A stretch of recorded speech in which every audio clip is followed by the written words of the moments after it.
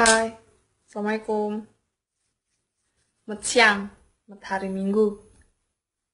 Jangan lupa makan. To the point aja ya. Ada beberapa orang nanya ke saya, gimana sih caranya biar cepat move on gitu, biar biar bisa cuek nanggepin komentar-komentar miring tentang kita, cuek nanggepin komentar-komentar negatif tentang gaya hidup kita.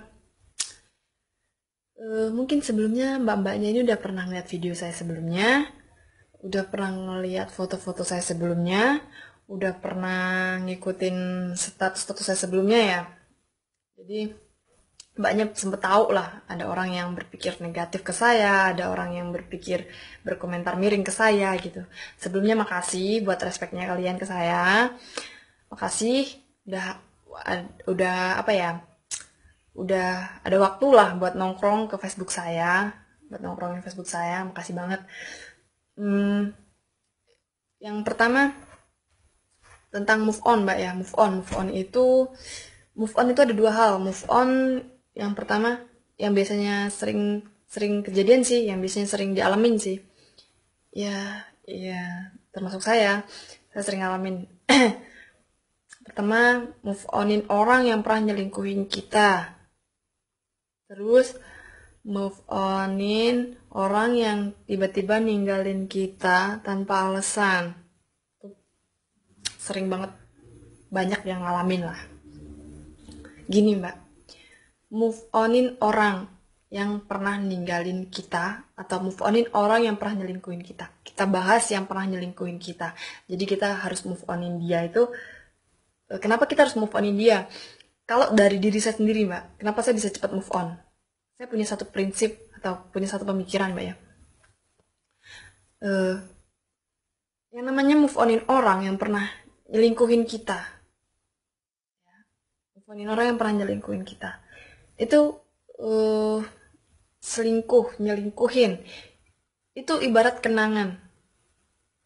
Jangan diibaratkan kenangan. Emang kenangan, itu kenangan pahit. Kenangan pahit dalam hidup kita. Diselingkuhin, ya kan? Atau menyelingkuhin, itu kenangan pahit banget buat kita. Yang namanya kenangan, itu kita ibaratkan sampah, mbak. Ya kan? Sampah. Kita ibaratkan sampah. Sampah itu ada yang bisa didaur ulang, ada yang nggak bisa didaur ulang. Atau sampah membusuk. Atau sampah itu bisa busuk. Ya. Kalau sampah yang bisa didaur ulang, itu diibaratkan kenangan pahit. Tadi kenangan pahit itu tetap kenangan pahit itu kita pun ada dua mbak. Kenangan pahit yang pertama, misalnya nih ya, misalnya kenangan pahit kita waktu pertama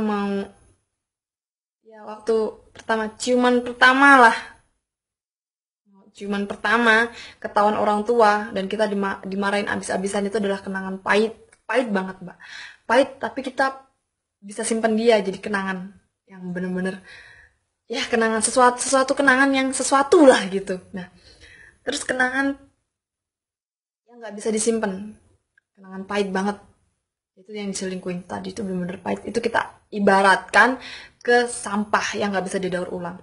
Sampah mbak, sampah yang busuk. Sampah busuk itu disimpan 1 hari 2 hari aja baunya udah kayak gitu mbak.